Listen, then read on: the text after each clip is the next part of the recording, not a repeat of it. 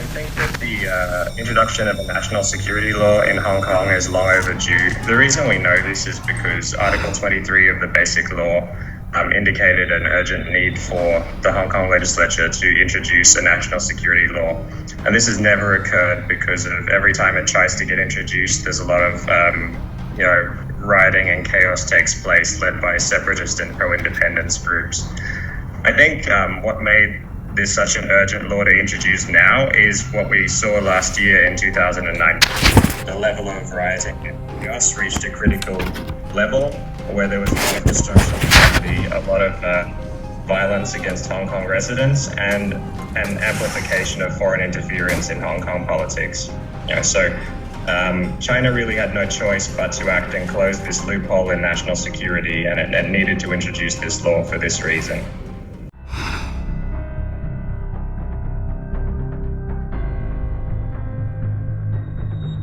I think there's a few reasons we can understand the national security legislation as being completely legitimate.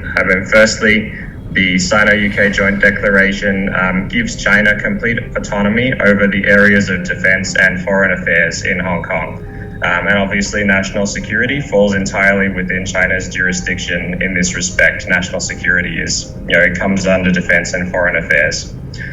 Secondly, the highest political authority of Hong Kong is the Standing Committee of the National People's Congress, and they have the right to interpret the Basic Law, especially on matters that have an impact on China's sovereignty, which obviously national security does.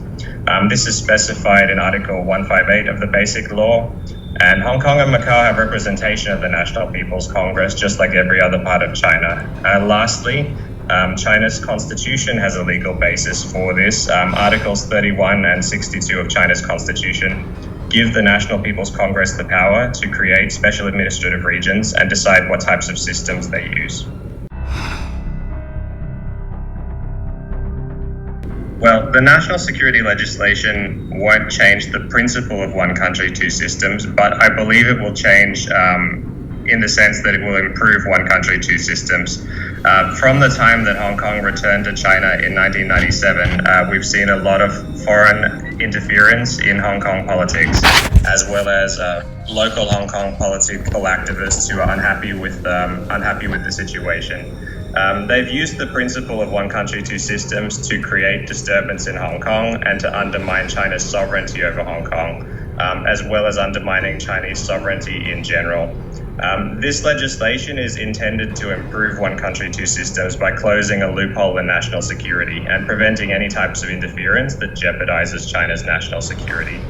I guess the real question is, when we say that Hong Kong has a high degree of autonomy under one country, two systems, we can only see this as changing one country, two systems if we equate autonomy with an ability to interfere in Chinese politics.